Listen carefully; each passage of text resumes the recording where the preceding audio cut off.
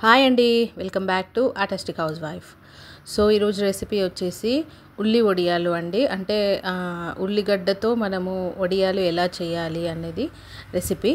So నేను బియ్యం పిండే use చేస్తున్నానండి దీనికి. సో మనం ఫస్ట్ దీనికి చేయాల్సింది ఏంటంటే ఒక 3 కప్స్ వాటర్ బాయిల్ చేయాలన్నమాట. సో నేను వడియాలు యాజ్ ఇట్ ఈజ్ నేను చెప్తున్నట్టే చెయ్యండి, అండ్ నేను చెప్పిన మెజర్మెంట్సే చేయండి, మీకు కూడా వడియాలు మంచిగా వస్తాయి. సో ఫస్ట్ నేను ఒక లావు గిన్నె తీసుకున్నానండి, మందపాటి గిన్నె. సో లేదంటే కాపర్ బేస్డ్ గిన్నె అయినా తీసుకోవచ్చు. సో అది తీసుకొని నేను ఒక 3 కప్స్ వాటర్ యాడ్ చేశాను. సో ఇది మసలేలోపు మనం ఆనియన్స్ కట్ చేసుకోవాలండి. సో ఫస్ట్ నేను తీసుకున్న మెజర్మెంట్స్కి ఒక 2 ఆనియన్స్ తీసుకుంటున్నాను, ఇలా మీడియం సైజులో 2. సో మీడియం సైజులో 2 ఆనియన్స్ని తీసుకొని చిన్నగా కట్ చేసి పెట్టుకోండి. సో మనకి ఈ లోపు వాటర్ బాయిల్ అయిపోతుంది. మనం ఆనియన్స్ కట్ చేసుకునే లోపల వాటర్ బాయిల్ అయిపోతుంది కాబట్టి సో మనకు టైం వేస్ట్ అవ్వకుండా ఉంటుందన్నమాట. సో తొందరగా అయిపోతుంది ప్రాసెస్. అండ్ సో ఇప్పుడు నేను కట్ చేసి పెట్టుకున్నా కదండి. సో ఈ ఆనియన్స్ మొత్తము ఇప్పుడు నేను మసిలిన నీళ్ళల్లో ఇందులో వేసేస్తున్నాను. సో వేసిన తర్వాత ఇది ఒకసారి ఇలా మిక్స్ చేసేసి వదిలేయండి. సో మనకి ఇది బాగా బాయిల్ అయినప్పుడు ఏంటంటే ఈ ఉల్లిగడ్డ ఉడికిపోతుంది. ఉడికి మనకి కొంచెం ట్రాన్స్పరెంట్గా అవ్వాలి. సో మనకి ఏంటంటే ఈ ఆనియన్ ఫ్లేవర్ మొత్తం వాటర్లోకి వచ్చేస్తుంది, అండ్ టేస్ట్ కూడా మనకి అప్పుడు మంచిగా వస్తుంది అనమాట. సో ఇప్పుడు నేను ఈ మొత్తం కొంచెం ట్రాన్స్పరెంట్ అయ్యిందండి ఆనియన్స్ కూడా. సో ఆనియన్స్ కొంచెం ట్రాన్స్పరెంట్ అయిన తర్వాతనే ఒక స్పూన్ ఉప్పు యాడ్ చేశానండి. సో మీ క్వాంటిటీకి తగ్గట్టుగా మీరు ఉప్పు యాడ్ చేసుకోవచ్చు. నేను కొంచెం ఒక పావు స్పూన్ అంతా సోడా యాడ్ చేశాను. యాడ్ చేసిన తర్వాత ఇది ఒకసారి మనకి ఇలా పైకి పొంగినట్టుగా వస్తుంది. సో దీన్ని బాగా మిక్స్ చేసుకోండి. మిక్స్ చేసుకున్న తర్వాత ఇలా ఒక 2 మినిట్స్ వదిలేయండి. వదిలేసిన తర్వాత మనము ఇందాక 3 కప్స్ వాటర్ యాడ్ చేసాం కదా. సో 3 కప్స్ వాటర్కి ఇప్పుడు 1 కప్ రైస్ ఫ్లోర్ యాడ్ చేస్తున్నాను. సో యాక్చువల్గా 1 కప్పు బియ్యం పిండికి 2 కప్పుల వాటర్ సరిపోతుందండి. బట్ మనకి ఇక్కడ ఆనియన్స్ మసలడానికి కొంచెం టైం పడుతుంది కాబట్టి కొంచెం వాటర్ ఎవాపరేట్ అయిపోతుంది అనమాట. సో ఆ ప్రాసెస్లో ఏంటి అంటే మనం 1 కప్పు బియ్యం పిండికి 3 కప్పులు వాటర్ యాడ్ చేసామన్నమాట. సో పిండి వేసిన తర్వాత ఇలా ఒకసారి బాగా కలపండి, అండ్ ఎక్కడ ఉండలు లేకుండా చూసుకొని మొత్తం పిండి అంతా కలిసేలాగా బాగా కలుపుకోండి. సిమ్లో పెట్టి కలపండి ఈ ప్రొసీజర్ అంతా. సో ఇలా పిండి మొత్తం బాగా కలిసేలాగా చూసి మెల్లిగా స్లోగా అంతా నీట్గా కలుపుకోండి. కలుపుకున్న తర్వాత ఒక 2 మినిట్స్ వదిలేసి దాని తర్వాత స్టవ్ ఆఫ్ చేసేయండి. సో ఈ కలుపుకునే ప్రొసీజర్లో మాత్రం కొంచెం స్లోగా కలపండి, ఎందుకంటే ఇలా మ్యాష్ చేస్తున్నట్టుగా చేస్తూ కలపండి. సో అప్పుడు ఏంటంటే మనకి ఎక్కడ పిండి ఉండలు అనేవి లేకుండా చిన్నగా రౌండ్గా మనకు ఉండల్లాగా వస్తుందండి. సో అలా ఏం లేకుండా నీట్గా కలిసిపోతుంది అనమాట. ఇలా మ్యాష్ చేస్తున్నట్టుగా చేసానండి. స్పూన్తోనే మ్యాష్ చేయండి. మీరు మళ్ళీ ఆలు మ్యాషర్ తీసుకొచ్చి ఇందులో అంటే మాత్రం మనకి ఆనియన్స్ అంతా పేస్ట్ లాగా అయిపోతుంది అనమాట. సో అలా అవ్వకుండా మనకి ఆనియన్స్ అక్కడక్కడ తగులుతూ ఉండాలి మనకి.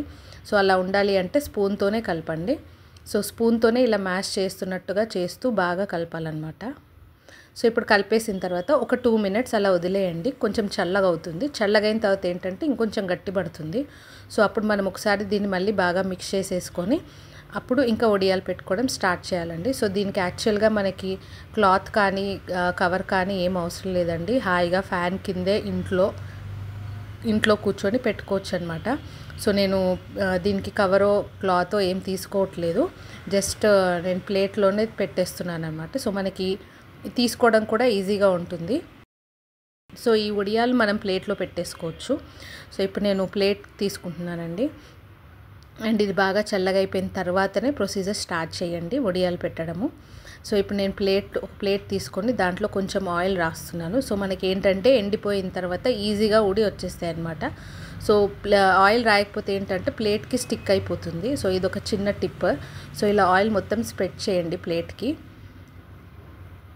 ఇలా మొత్తం స్ప్రెడ్ చేసిన తర్వాతనే అప్పుడే వడియాలు పెట్టడం స్టార్ట్ చేయండి. సో ఇంకా మీరు హ్యాపీగా ఫ్యాన్ కింద కూర్చొని డైనింగ్ టేబుల్ దగ్గర కానీ ఎక్కడైనా మీ ఇష్టం ఉన్న దగ్గర కూర్చొని హాయిగా ఇలా చిన్నగా రౌండ్గా ఇప్పుడు నేను వీడియోలో చూపిస్తున్నట్టుగా ఇలా వడియాలు పెట్టుకోండి.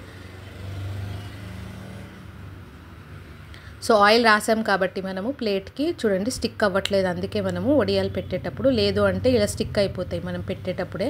సో ఆయిల్ రాసాం కాబట్టి మనకి ఇది ఎండిపోయిన తర్వాత కూడా ఈజీగా వచ్చేస్తుంది అనమాట, ప్లేట్కి స్టిక్ అవ్వకుండా.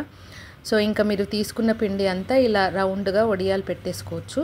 చిన్నగా పెట్టండి, సైజు మరి పెద్దగా పెట్టద్దు. సో పెద్దగా పెడితే ఏంటంటే మనకి ఎండడానికి టైం ఎక్కువ పడుతుంది. సో చిన్నగా పెడితే ఏంటంటే తొందరగా డ్రై అయిపోతాయి. సో అన్నీ ఇలా చిన్న చిన్నగా పెట్టుకొని ప్లేట్లో ఇవి నేను ఎండలో పెట్టేశానండి. సో నేను కొన్ని రౌండ్గా కూడా చేశాను, అంటే చిన్న చిన్నగా అప్పాల సైజులో. సో 2 డిఫరెంట్ షేప్స్లో నేను మీకు చేసి చూపిస్తున్నానండి సేమ్ పిండితోనే.